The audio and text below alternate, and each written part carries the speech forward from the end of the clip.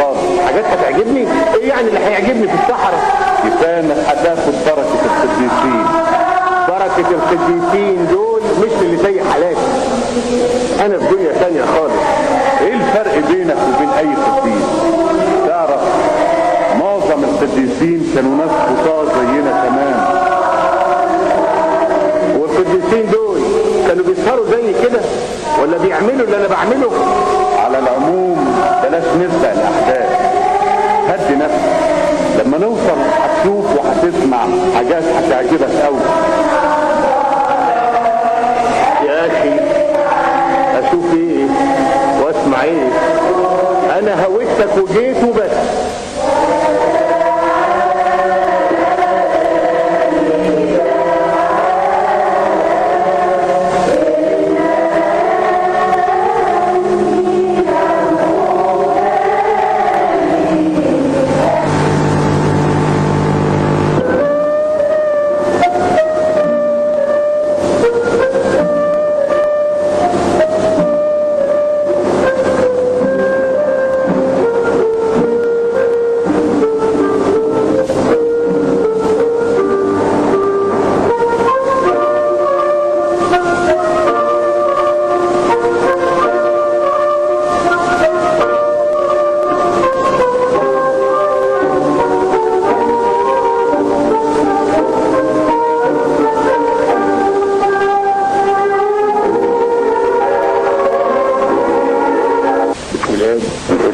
والروح القدس الاله الواحد امين.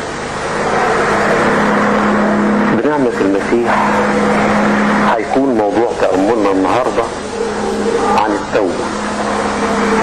ازاي لأي انسان خاطي زيي وزيك انه يتغير من حياة الخطية، حياة الشر، حياة الشقاء والتعاسة، إلى حياة السلام الكامل، إلى العشرة الحلوة مع الله، إلى حياة نور المسيح. وأقرب مثل لينا يا إخوتي هو حياة القديس العظيم الأنبا موسى الأسود. بدأ هذا القديس حياته عبدا عند أحد الأثرياء.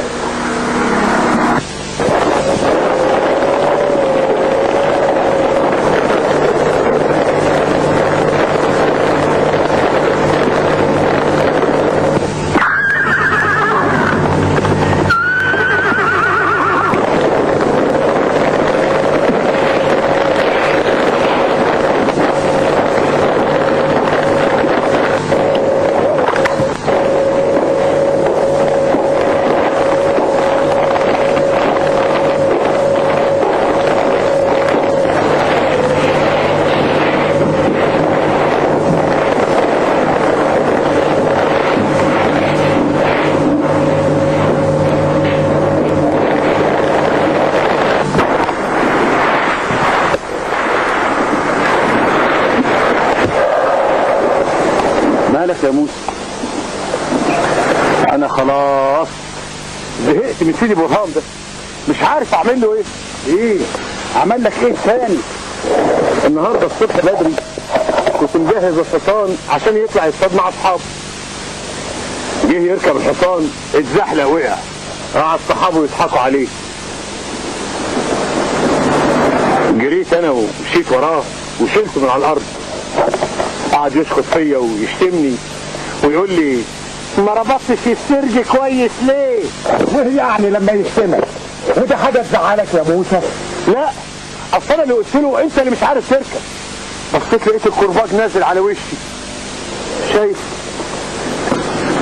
معلش يا موسى ما تزعلش نفسك، اصل من كسوفه بيطلع همه فيك. وماله لما يضربك؟ وفي حد يقول لي في ايده انت غلطان؟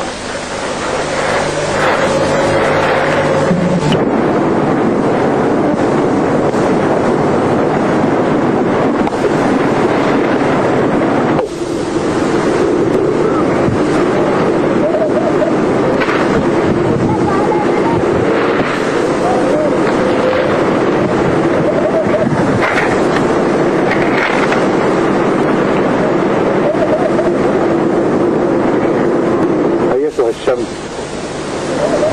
يا منبع الحياة،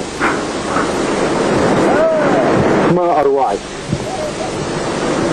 لكن ليه بتشرقي كل يوم على ناس ظالمين؟ ليه ما بتحرقيش السادة الظالمين المفتريين؟ ليه؟ ليه؟ ليه؟ ليه سايباني أعاني كل يوم وأنا بجري وسط الكلاب أجمع الصيد للسادة والأسياد؟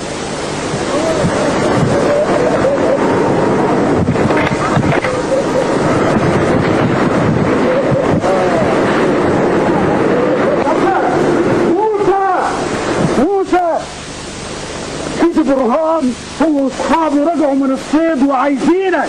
يا ولد يا اسود يا اسود،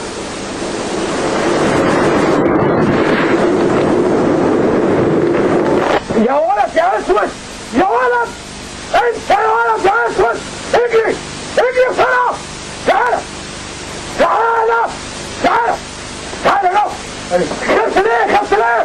طيب اجري اجري بسرعه باتجاه الشمس، هات الغزال اللي اصطادوا فينا كمينة واوعى تيجي من غيره، اجري اجري بسرعه. حرام عليك، الغزال سريع جدا وجامد وحتى اصابته خفيفه. جرايه يا سنينه، ما هو كمان سريع وجامد. امال احنا مش سنينه ليه؟ اظن بقى جوعنا على الاخر. اتفضلوا اتفضلوا ناكل لهم، اتفضلوا اتفضل.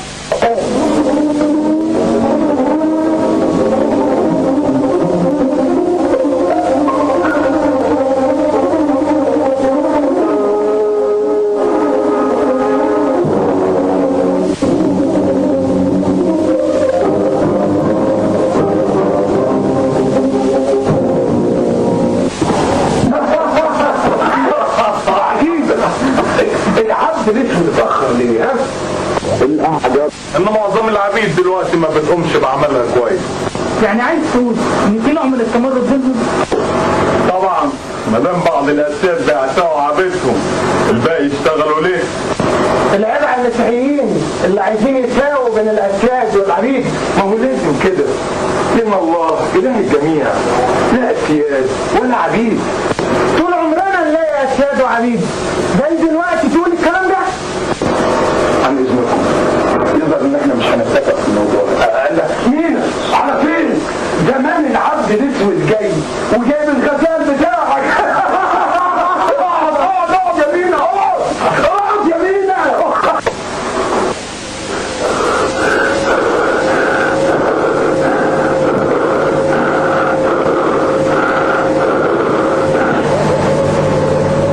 فين الغزال؟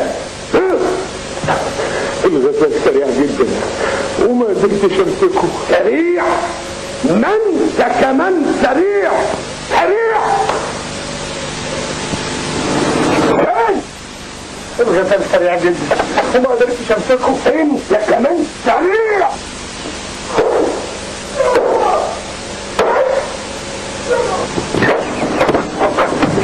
اوعى مين؟ اوعى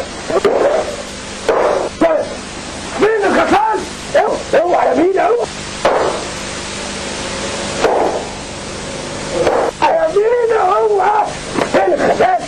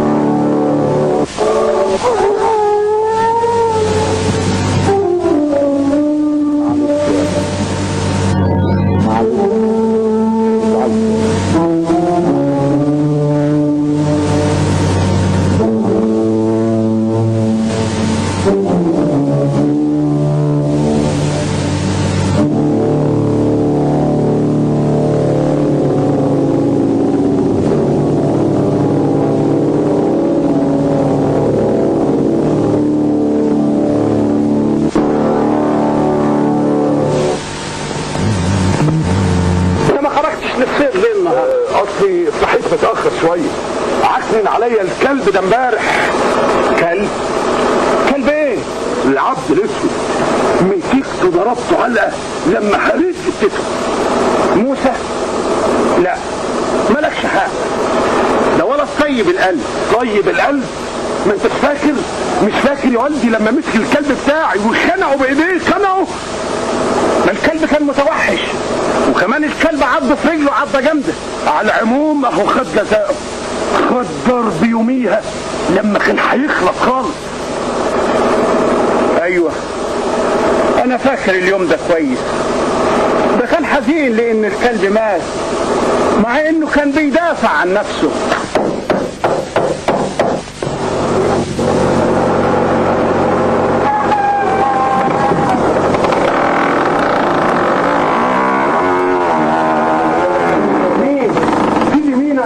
اتفضل. موسى معلش يا موسى، انت تعبت امبارح بسببي. وهو صحيح يا سيدي، يهمك تعب العبيد طبعا، ان مفيش فرق بين سيد وعبد. انت ما سمعتش ان والدي عتق كل العبيد اللي كانوا عنده؟ ايوه سمعت، لكن ليه عتقهم؟ اصل ديننا وكتابنا المقدس بيساوي بين العبد والحر. وايه هو دينكو ده؟ احنا مسيحيين، وانجيلنا بيقول ايها السادة قدموا للعبيد العدل والمساواة. ايه ده يا سيدي العدل والمساواة؟ دي الشمس اللي انا بعبدها بتشرق كل يوم الصبح وبتبتسم لما بتشوفني بقوم باعمال العبيد. لا لا لا لا، الشمس ما بتبتسمش ولا بتحس بيه. عجيبة يا سيدي، دي الشمس بتنور زيادة لما بتشوفني بجري بين الكلاب عشان ادربها كل يوم الصبح. ابدا ابدا، شمس ايه؟ الشمس ما بتعرفش ان كنت عبد او حر، لكن الهي اللي خلقها بيأمرها تدفيك. وليه يأمرها تدفيك؟ لانه بيحبك.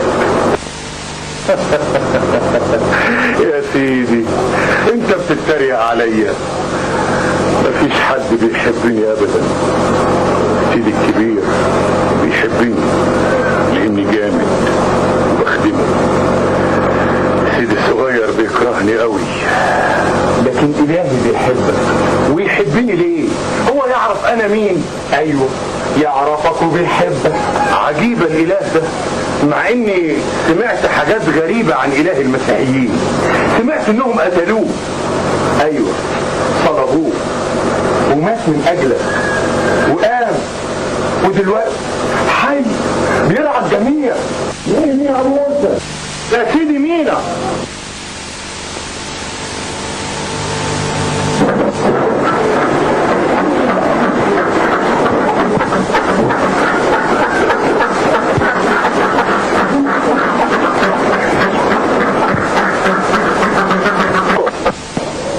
هل صحيح ايتها الشمس انت مش عارفه ان كنت عبد ولا حر؟ انت ما بتساعدنيش في حاجه ابدا، ولولا حب السيد الكبير كنت مسكت الولد المغرور ده وخنقته بايديا زي ما خنقت كلبه الشرس قبل كده.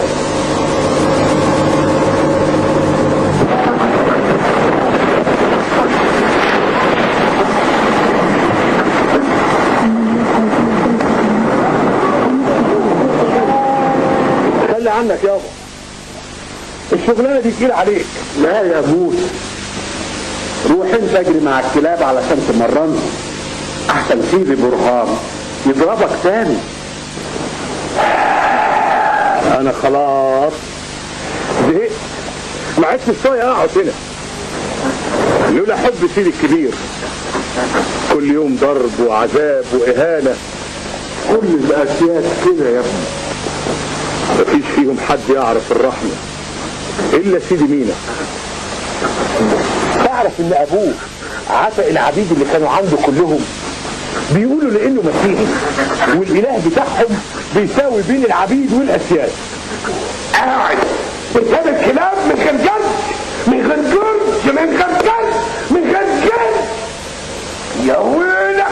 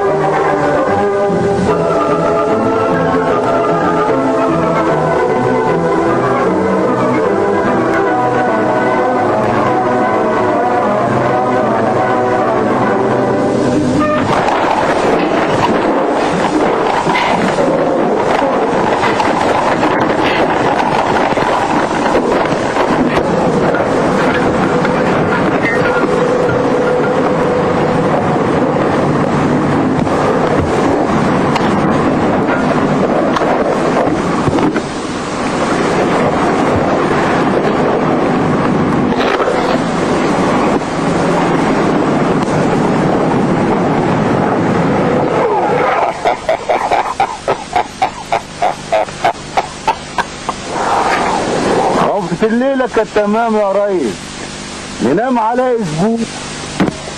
مفيش حاجة اسمها ننام.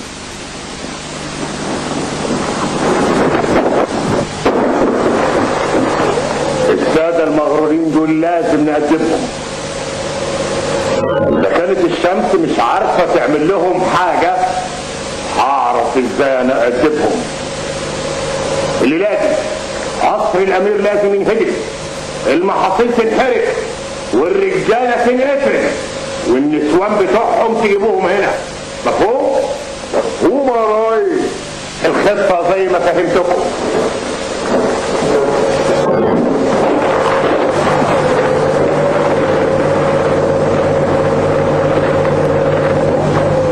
هم هيكونوا في الوادي، تركبوا انتوا الجبل، واول ثعبان ما يدي الاشاره تبتدي الهجوم بالحجاره من فوق الجبل. ماشي؟ ثعبان، عايزكم انتوا راجعين تبعتوا 2 من الرجاله للمغاره اللي في الجبل الشرقي، تشوف لي مين فيها اللي قاعدين دول، قاعدين بيعملوا ايه هناك. اكيد هتلاقي عندهم كنز ولا حاجه. وماله يا ريس؟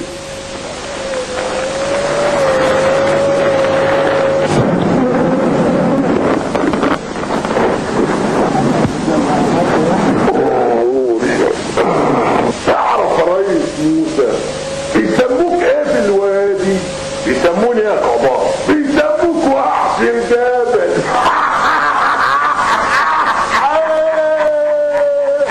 خد يا قبار. تعال هلا، تعال. عرف ايه؟ في ايه؟ كده مفيش. لمحت واحد بيبص علينا، اول ما شافني ركب حصانه وجري. لحقته بسه هيخلص عليه، مش هيلحق يقول لحد حاجه.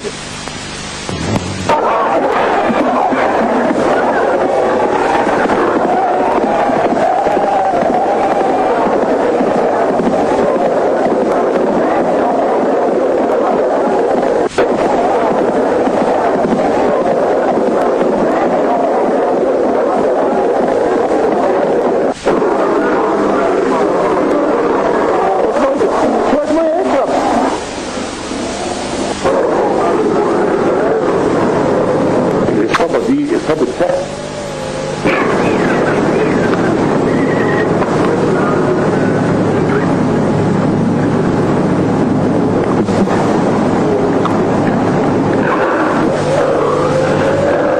كنت براقب الجبل، سمعت موسى بيقول لي أصابته عصر الأمير لازم ينهدم، هيهجموا البلاد. خلوا بالكم. نزود الأمير، نزود الحراسة. قول لي، شفت موسى بنفسك؟ ايوه شفته وسمعته وهو بيأكد على عصابته. هيهجموا لنادي، هيهجموا لنادي على الوادي كله.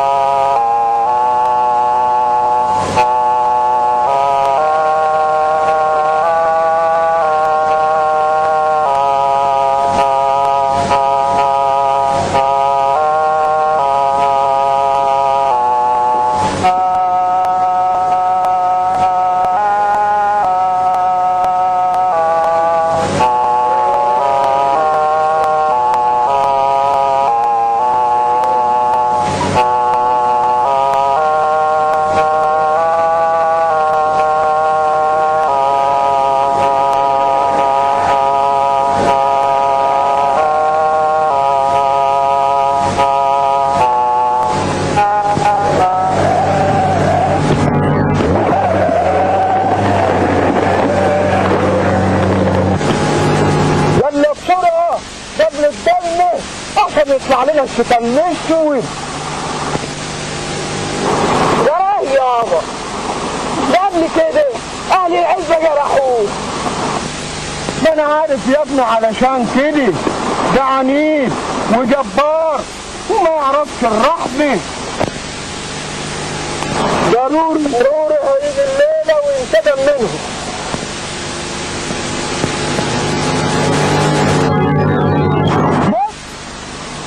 بس يابا هناك. ايوه هو يا ولاد، استخبوا يا ولاد وسيبوه ياخد اللي هو عاوزه.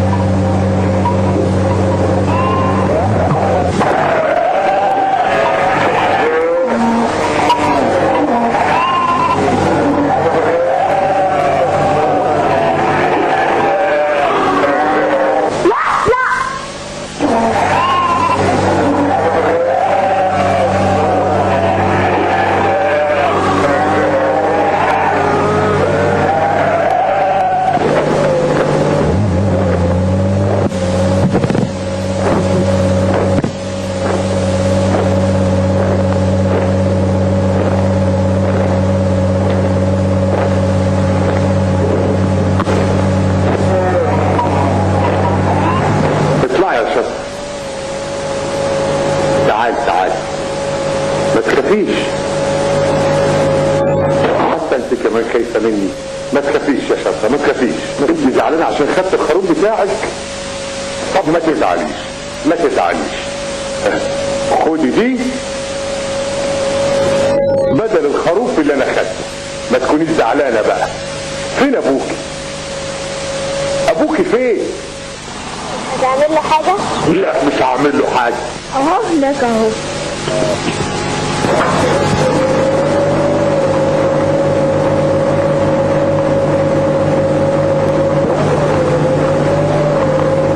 قوم يا راجل انت، قوم انت اهو.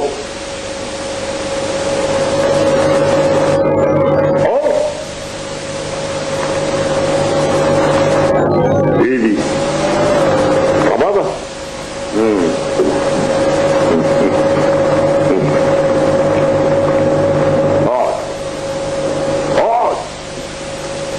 اقعد انت اهو.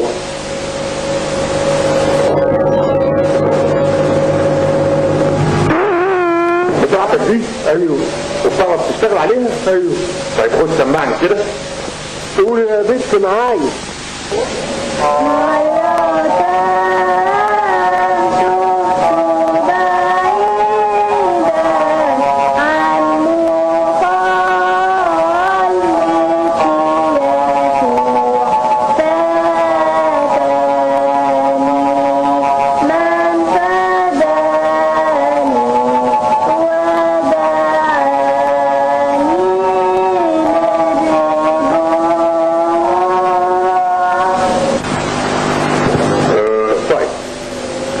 دول ولادك؟ ايوه. انت مبسوط بحياتك دي؟ اذكر ربنا. ربنا؟ مين ربنا؟ يسوع المسيح. يسوع المسيح اله السيد مينا. انا عايز اعرف كل حاجة عن الاله ده. روح لرهبان الاسقيط وهم يعرفوك كل حاجة. رمضان القسيس اسمه ايه الريس الكبير بتاعهم؟ هم كبيرهم زي صغيرهم، ما فيش كبير وصغير. لكن اسأل عن الأب سيزوروس وهو يشرح لك كل حاجة. الاب سيزوروس. طيب انا هاخد الخروف ده وانت خد دي بدل الخروف. ما تكونش زعلان بقى.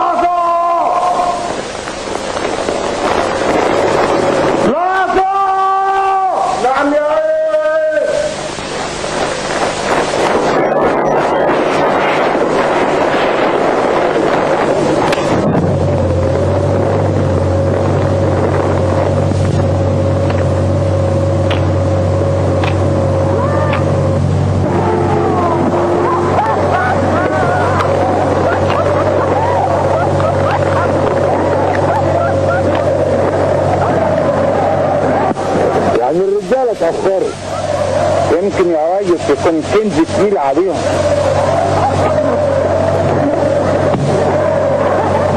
طيب ادخل جوه شوف الناس اللي جوه اكلوا ولا لسه.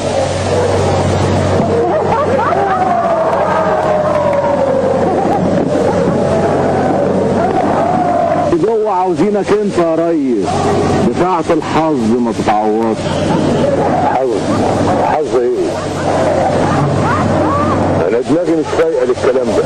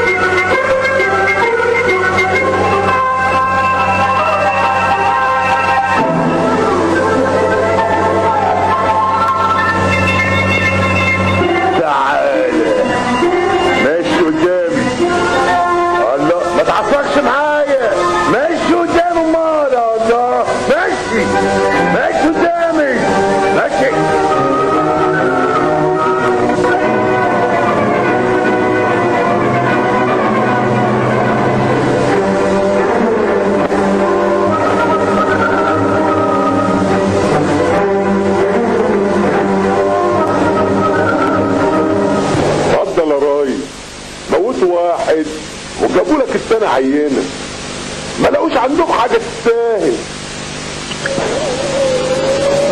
انت بتصلي لمين؟ للشمس؟ يعني تفتكر انها هتنفعك؟ طب كفاية.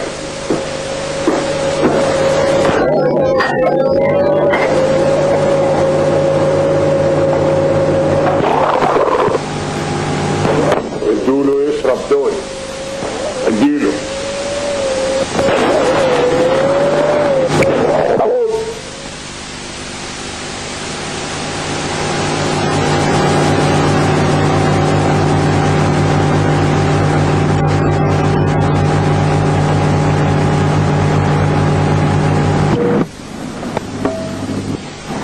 ربنا يكافئك بالخير ويبارك قلبك الرحيم. قلب الرحيم؟ انت مش عارف انت بتكلم مين؟ ده وحش الجابر، ده سيفه يا معاك عرقان. امال شفقت عليا ليه لو ما كانش قلبك رحيم؟ مش قال لك انا وحش الجبل؟ الشر بيصارع الخير جوا قلبك، لكن انا متأكد ان الخير هينتصر. خير اللي هينتصر؟ ضروري. انا متأكد ان ربنا يقدر يغير قلبك. الرب يستطيع ان يخرج من الاكل اكلا ومن الجاف حلاوة. انه يريد ان الكل يخلصون والى معرفة الحق يقبلون. انت بتقول ايه؟ ربنا ما يصعبش عليه حاجة. ربنا ده ايه؟ اسمع، انت بتعبد الشمس ولا ارطميس؟ لا بعبد لا ولا ده. انا راهب مسيحي. صحيح، وكل اللي في المغاير رهبان مسيحيين. ايوه كلهم مسيحيين. على كده بقى انت تعرف الاب اللي اسمه الراهب اسوزور. انا بحب المسيحيين. قابلت زمان شاب طيب اسمه مينا، قال لي كلام جميل عن اله المسيحيين.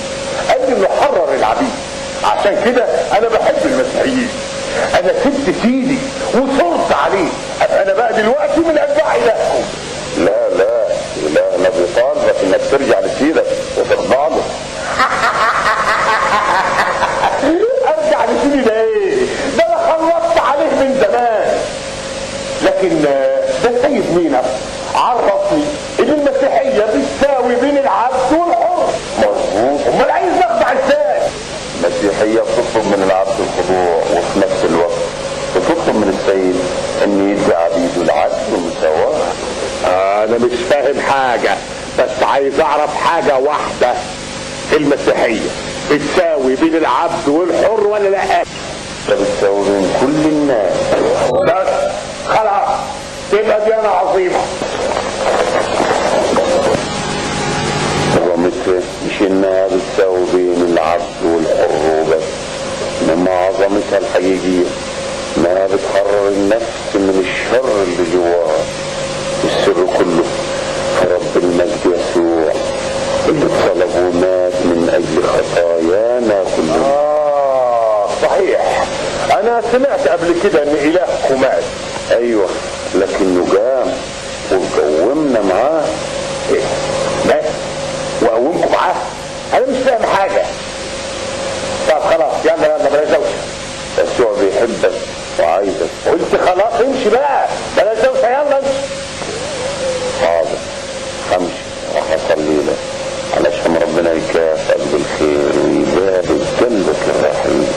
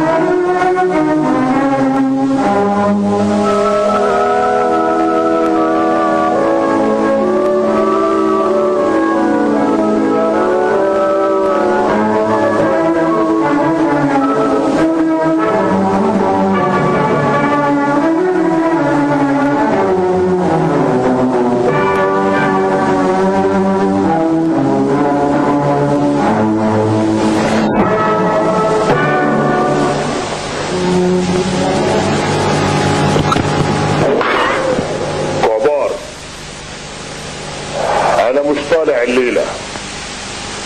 يا ريس انت تصرفاتك اليومين دول محيراني ومحيرة رجالة كمان.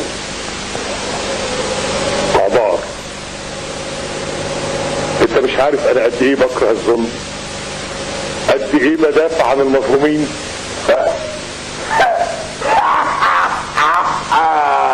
انت واحنا وكلنا بندافع عن المظلومين، حتى بالاماره بنقتل الرجاله ونسرق القوافل وناخد النسوان. اسمع يا عبار، انت الوحيد اللي اقدر اتكلم معاه وافتح له قلبي، وانا تحت امرك يا ريس. عايز تقول ايه؟ انا زهقت من عيشه الجبل وحياه الدم. عجيبه يا ريس، ساعات تبقى مستعد تموت قلوب وتبقى زي الوحش اللي ما بيشبعش من الدم، وساعات يبقى قلبك رقيق وحنين. انا وبهرام كنا صغيرين، كنا بنلعب مع بعض، كان هو اللي يكسر الحاجة وانا اللي انضرب. كنا نتسابق ولما اكسب السبق انضرب عشان سبقته. وكبر برهان وبقى يطلع يصطاد، كان يجريني مع الكلاب وهو راكب الحصان، كان ينزل بالكرباج على وشي بسبب ومن غير سبب، احس بالعار والذل لغايه ما زادت النار جوه قلبي وسيطرت عليا فكره واحده، الانتقام من كل الاسياد. كان ممكن بضربه واحده من ايدي اخلص عليه.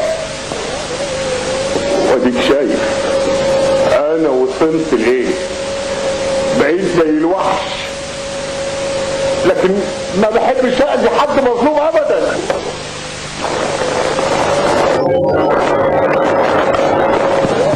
رئيس موسى مالك سلامتك؟ كنت بصرخ تحت ضرب الكرابيج والكوي بالنار، ما حدش يسمع صرختي، انا ما بطيقش اشوف حد بيصرخ ابدا.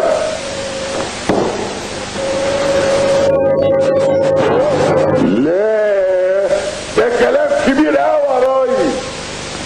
تعرف يا عبارة، انا سمعت عن الرهبان الاسقيط كلام غريب.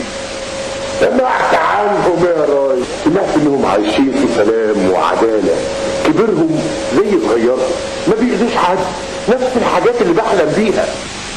يا ريس موسى ما يغركش منظره، انا كمان سمعت انهم صح. في ناس بيقولوا انهم سحرة وانا ما بعترفش بالسحر. انا عايز اعيش انسان زي اي انسان. ايه اللي جرى في الدنيا يا عالم؟ ايه اللي قلب حالة القلب السودة دي؟ انت طالع معانا عملية الليلة ولا لا؟ الرجالة مستنيين.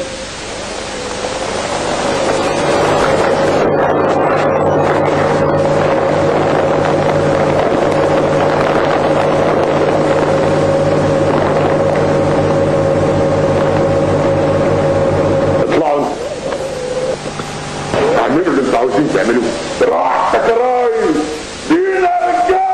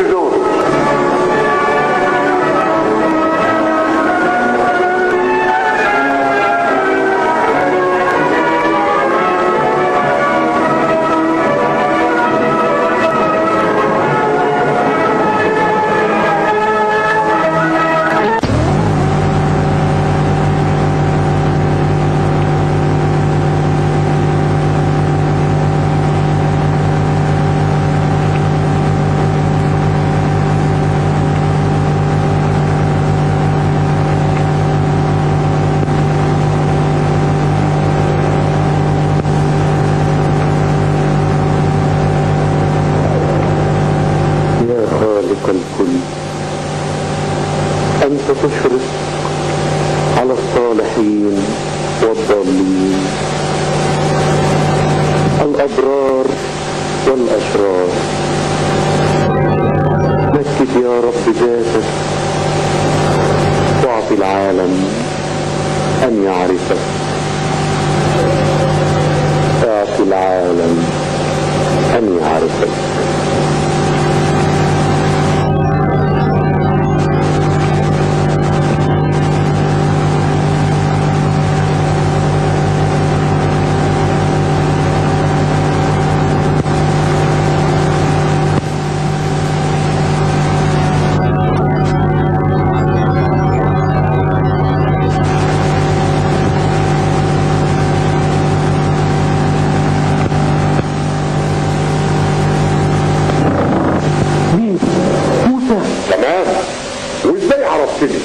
وهو في حد ما يعرفش موسى؟ مارد الجبل لازم خلصت على البلاد وعلى الخير اللي فيها وجاي يدور على حاجة هنا في الدير. اطمئن. امال جاي ليه؟ اطمئن. انا مش جاي الدير علشان اسرق حاجة او اذي اي واحد فيكم. امال ساعد روحك وجاي لغاية هنا ليه؟ انا جاي علشان اقابل واحد اسمه إيسيزوروس. انا إيسيزوروس؟ لكن ايه اللي اقدر اقدمه لك؟ انا بدور على حاجة والحاجة دي مهمة بالنسبة لي. يظهر انك غلطت وتقصد واحد تاني. لا، انا قصدك انت بالذات.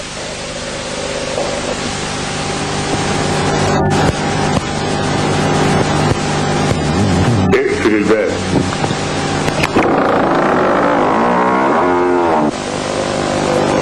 في يوم من الايام قابلت راعي وسألته، هو اللي دلني عليك. قال لي روح الأديرة اللي في الإسقيط واسأل عن الأب إيسيزوروس وهو اللي يقدر يساعدك.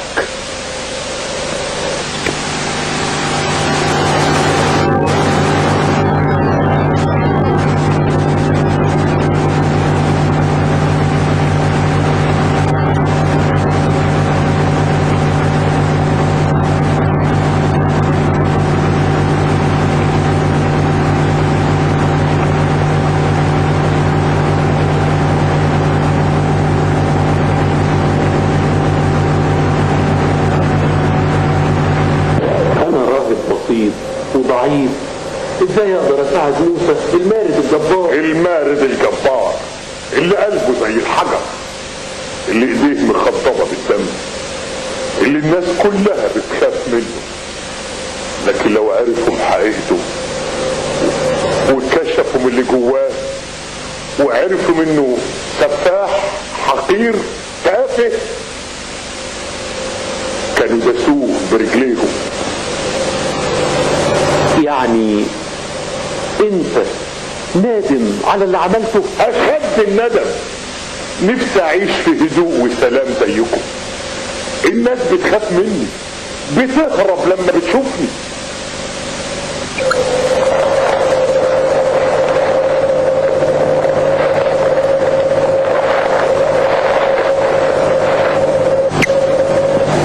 ليه اعيش بالسرقة والنهب والقتل؟ ليه؟ اطلب من الاله وهو يدلك على عمل شريف تاكل منه لقمتك بعرق جبينك.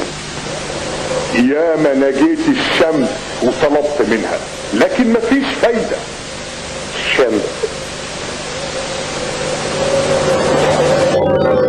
وليه ما طلبتش من الاله اللي خلق الشمس وخلق كل شيء؟ قول لي مين هو، دلني عليه. ما هو انا علشان كده جاي لك، لازم تدلني عليه. مين هو؟ هو الرب يسوع المسيح. يسوع المسيح؟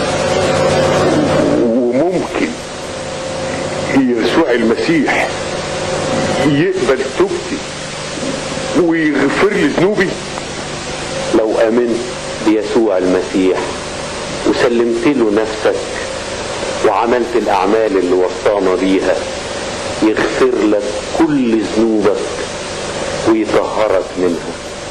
مهما كانت الذنوب دي كتيرة وفظيعة، مهما كانت، المهم انك تتوب عنها وتعترف بيها وما ترجع لهاش تاني.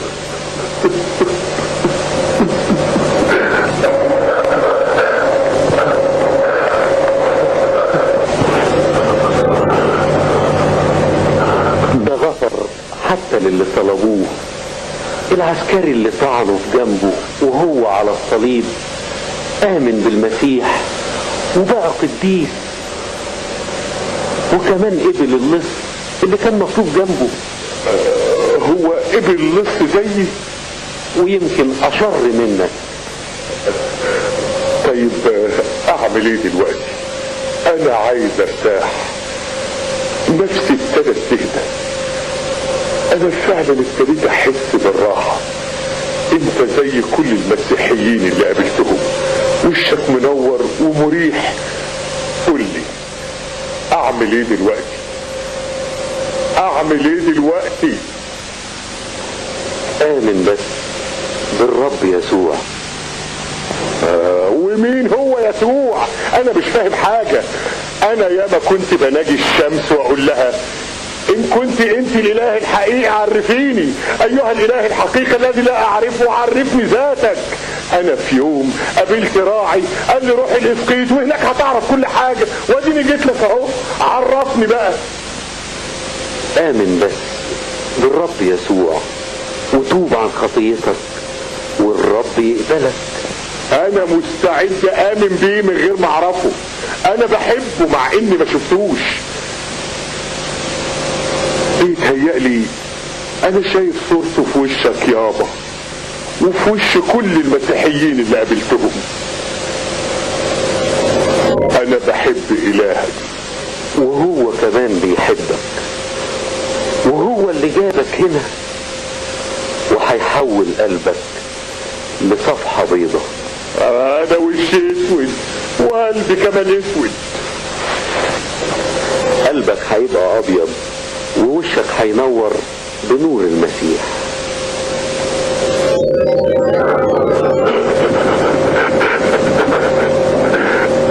عايز ابكي كتير ودموعي تنزل.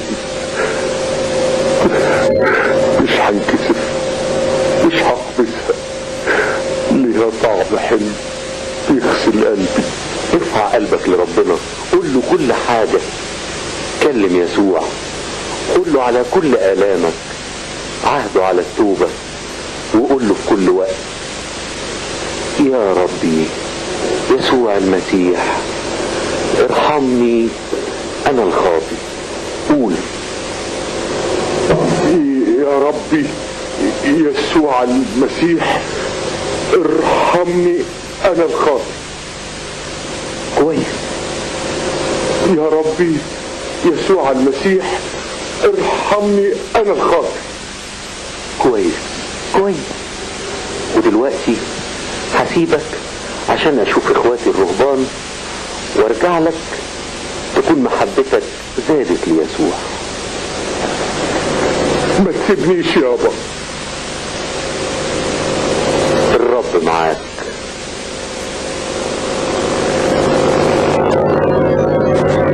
الرب معاك.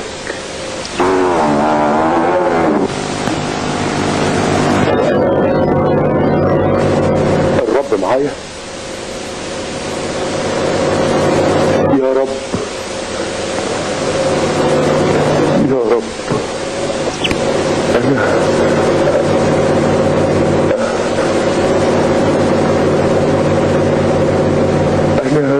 أنا سامعك. أنا شايفك جوايا.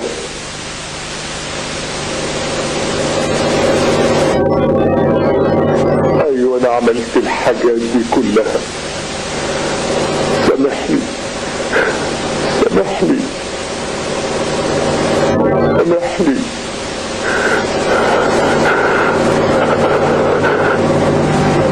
سامحني.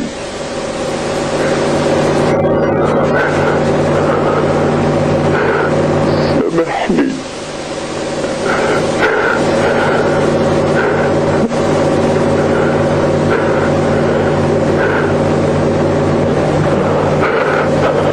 أنا من دلوقتي مش هعمل اي حاجة تزعلك تاني ابدا ابدا.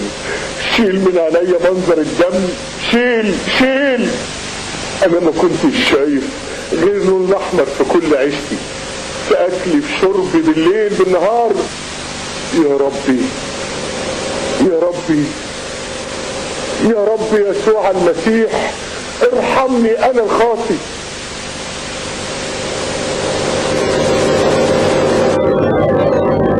يا رب يسوع المسيح اديني سلمت لك نفسي.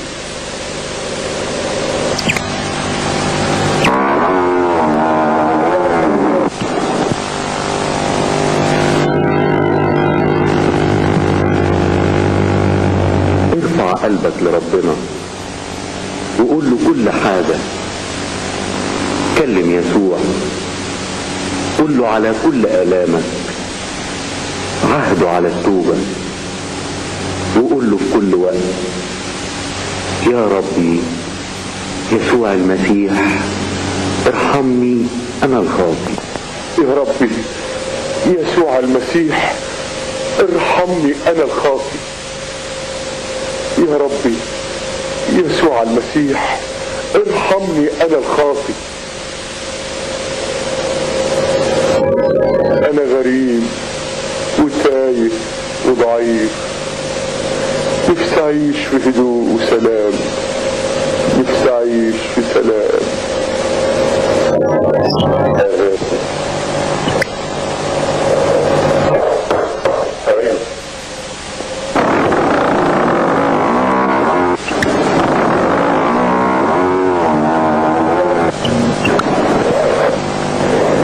تلاقيك جعان، انا قلت لاخواتك يحضروا لك حاجة تاكل.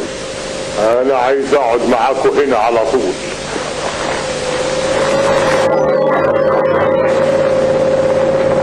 لكن ده انا باكل خروف كل يوم ودي حاجة كتيرة عليكم.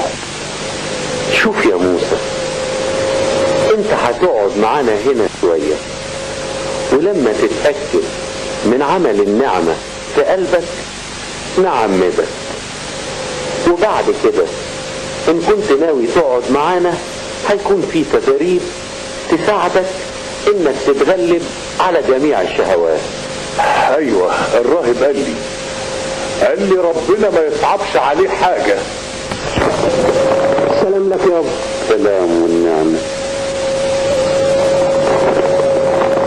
ما سمعتش يابا؟ ايه في ايه؟ مبروك. على ايه؟ الاخ موسى ناوي يقعد معانا هنا على طول. كويس، لكن ما انتوش خايفين منه؟ ان جيت للحق يابا الرهبان كلهم خايفين منه. اطمئنوا، ده طيب وقلبه رحيم قوي قوي قوي.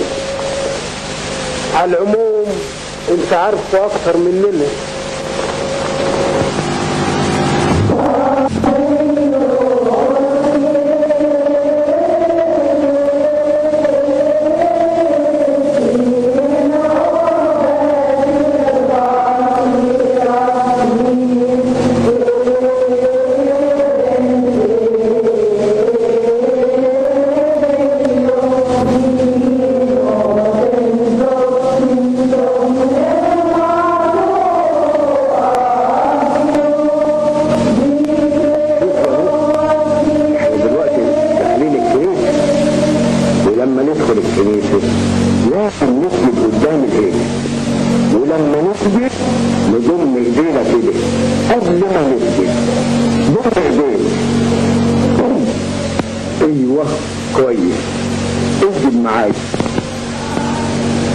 تفرد ايديه علشان الشيطان لما سقط مستني كانت ايديه مفروده كده اهو. احنا بقى مش لازم نعمل زيه، احنا ولاد النعمه، نضم ايدينا ونسجد. اسجد.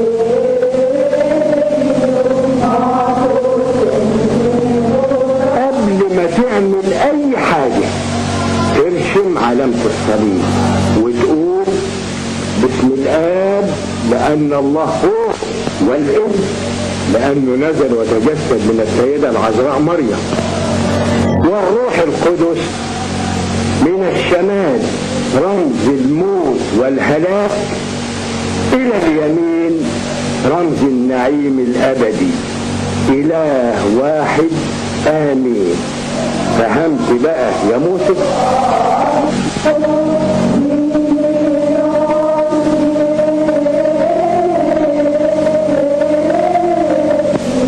شايف يا موسى الرهبان خايفين منك ازاي؟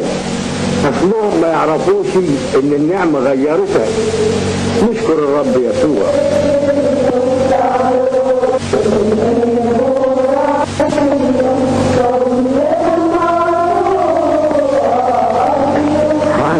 هعلمك النهاردة حاجة جديدة يا موسى.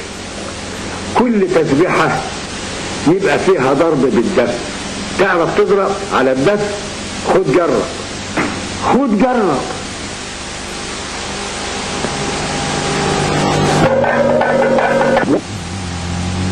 لا يا موسى لا، هات وانا هعلمك. شوف بقى، تمسك الدف كده اهو، ولما تيجي تضرب شوف 2 فوق وواحدة تحت، و2 فوق وواحدة تحت وواحدة فوق كده اهو. عرفت بقى يا موسى؟ ودلوقتي هسمعك لحن بيتقال في صوم الرسل وحاول تحفظه.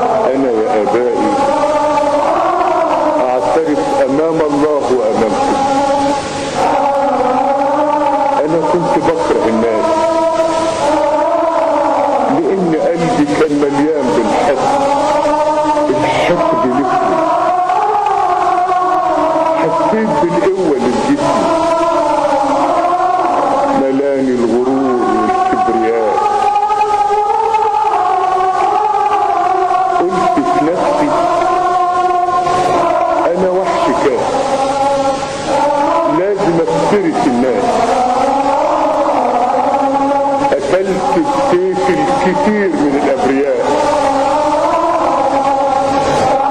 رميت نفسي في احضان الشهوة والرذيلة،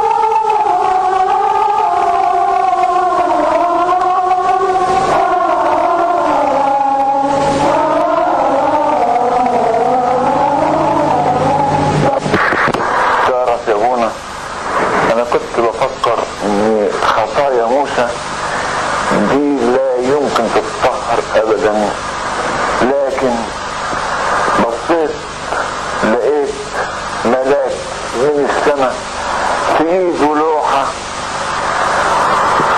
وسودة، وكل موسى ما بيعترف بخطية بتبيض، بس فضلت باصص اللوحة لحد ما لقيتها ابيضت خالص. دي دلالة والله بيشير على ان موسى اعترف بكل خطاياه. وبارك الرب اللي قبل توبة موسى واللي اعلنت بكل ده. وبارك الرب دم المسيح يطهرنا من كل خطية. بتعمل ايه؟ فكرة حلوة خالص اللي عليها ابا ايسيزوروس. قال لك تقطع الشجر؟ لا شوف، انت عارف موسى بياكل خروف في اليوم، وانت بقى ناوي توكله شجرة كل يوم؟ الشجرة دي خضرة مش كده؟ ايوه، عاوزين نودي موسى وزنها اكل، وبعدين وكل يوم الشجرة هتنشف شوية بشوية وزنها هيقل. نوزنها ونديله وزنها اكل، وعلى كده هتقل كمية اكل كل يوم بالتدريج البسيط. تدريب عظيم لشهوة الاكل. ربنا يقويه ويرحمنا.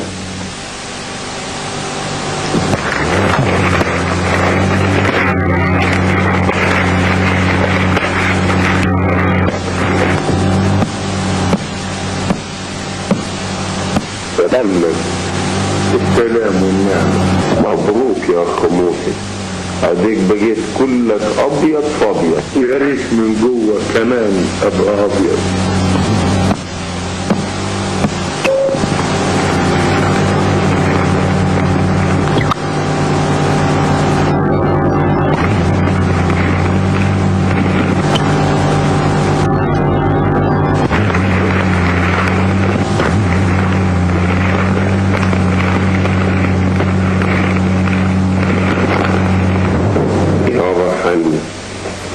في حاجة محيراني خالص.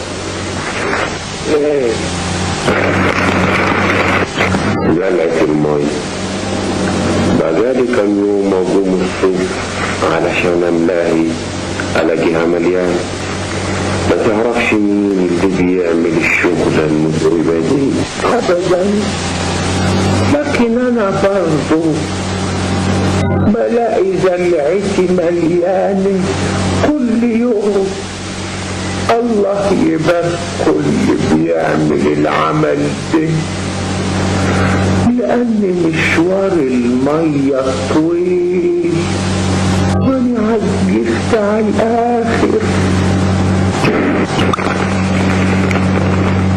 علي أسهر الليل واشوف الحكاية دي.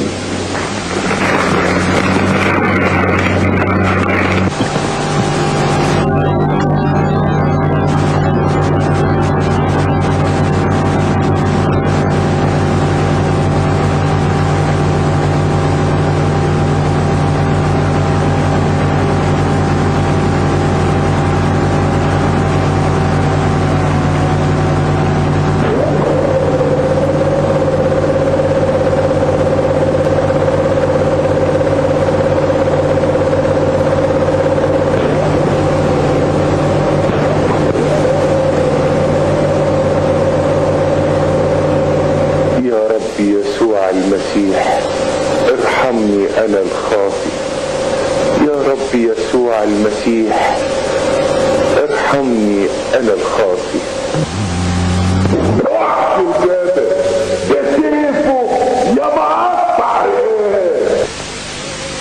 يا رب يسوع المسيح ارحمني انا الخاطئ. تعرف رئيس موسى بيسموك ايه في الوادي؟ بيسموني ايه يا صحبان؟ بيسموك وحش الجبل.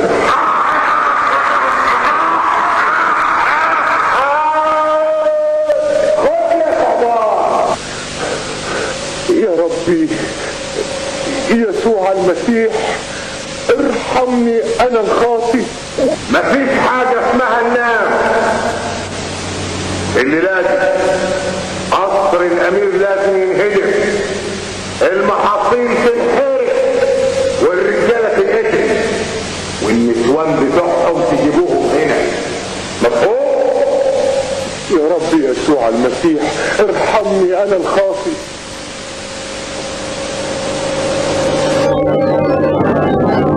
يا عذرا اشفعيلي. آمن بس بالرب يسوع وتوب عن خطيتك. آمن بس بالرب يسوع وتوب عن خطيتك. يا رب يسوع المسيح ارحمني انا الخاطي.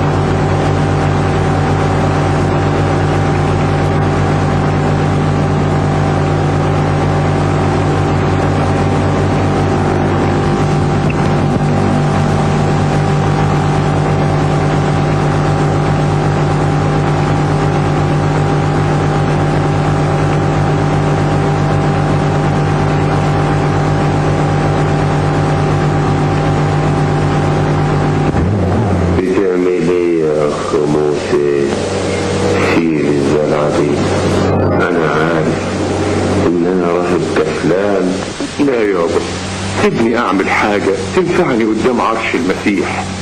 من فضلك يابا ما تقولش لحد.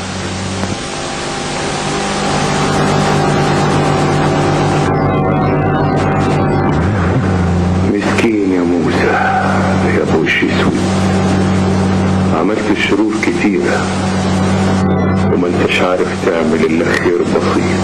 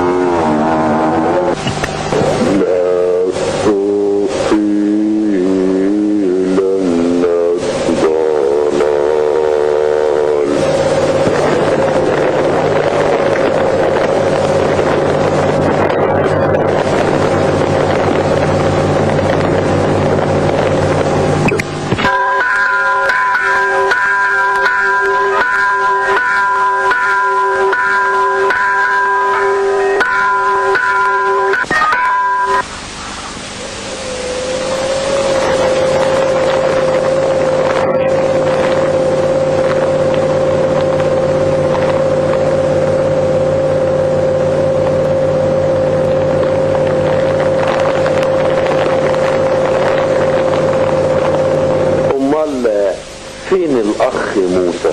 اروح اجيبه يابا، اصله رجله وجعان.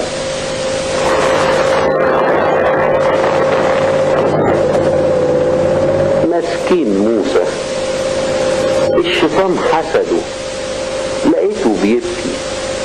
اللي كان قلبه زي الحجر. قلت له بتبكي من الجروح يا موسى؟ عارفين قال لي ايه؟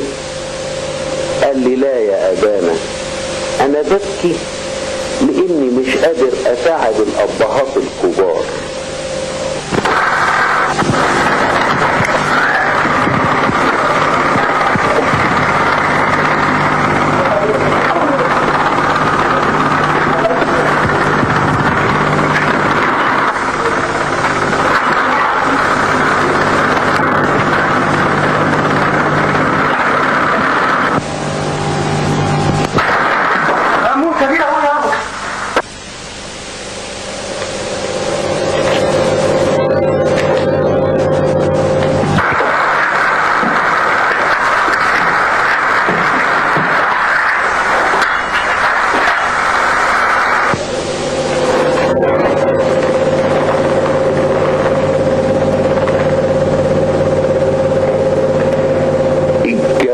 دول هجموا عليا في قليتي وانا مرضتش احكم عليهم.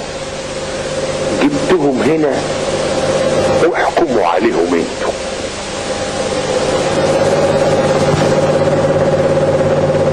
قليل البخت ما يصبش الا في قلاية موسى.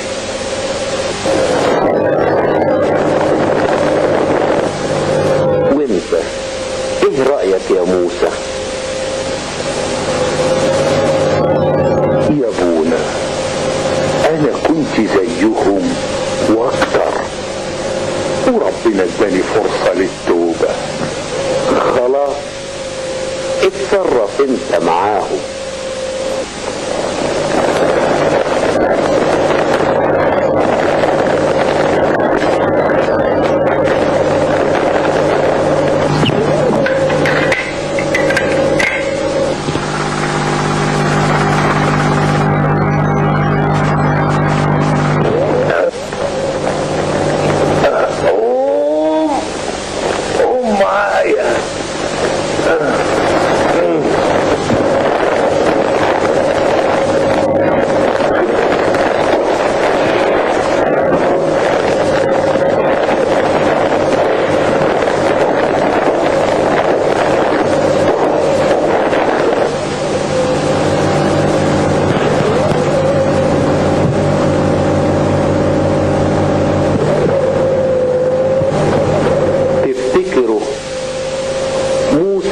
هيتصرف ازاي معاهم؟ ربنا يرشده للتصرف بحكمة.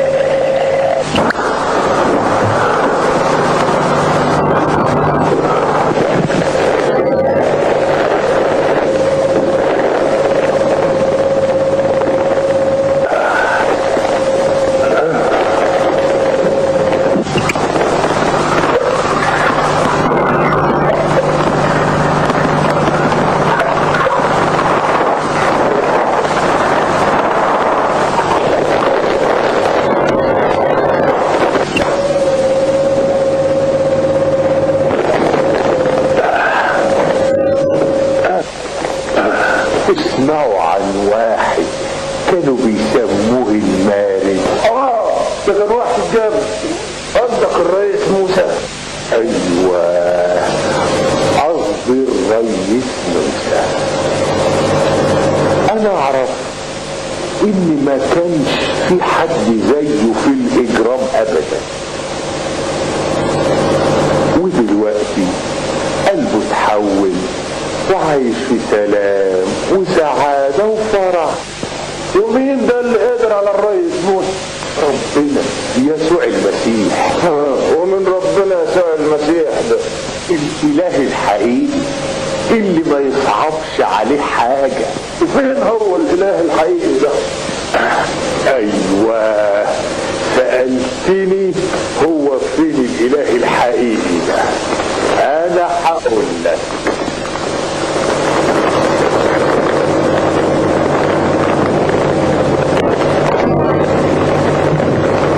جوايا وجواك انت بس قول له يا رب يسوع المسيح حول قلبي من حياة الشر. شوف يا حبيبي،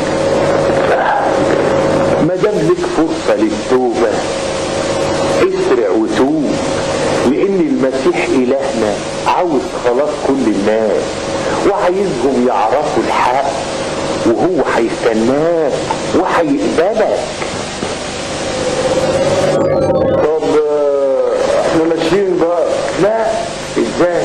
ناكل لقمة محبة الاول وبعدين سر، بس اوعوا ترجعوا للسرقة تاني.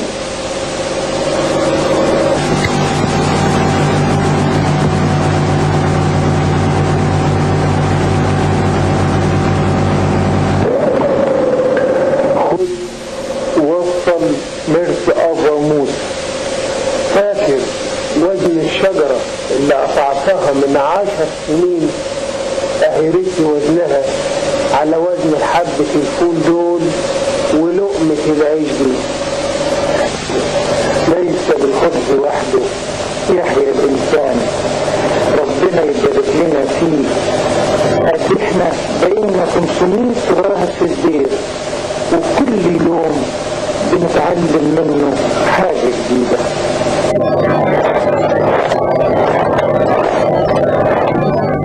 ما تكونش قاسي القلب على اخوك، كلنا ممكن تغلبنا الافكار الشريرة، لكن احسن للانسان انه يموت عن كل شر ولا يزعلش حد قبل ما يرحل من الجسد.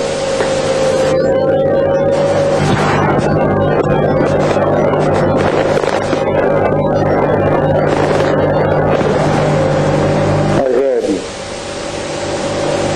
اتفضل يا ابني.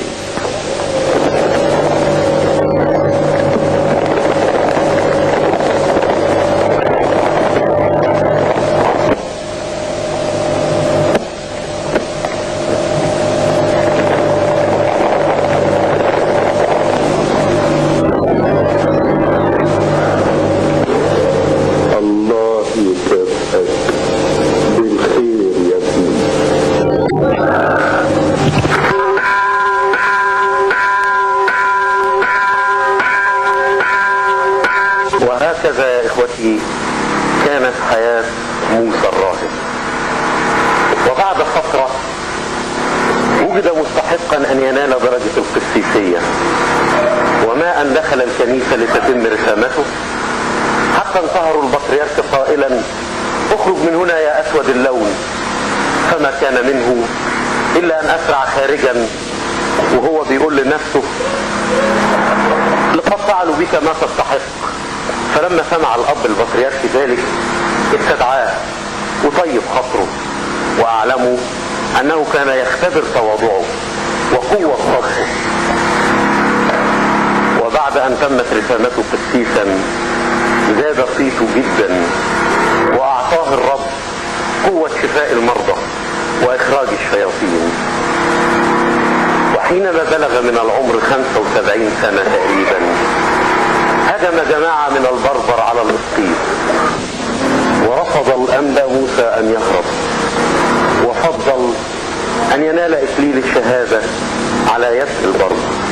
بركة صلاته تكون معنا، ولربنا المجد الدائم إلى الأبد آمين.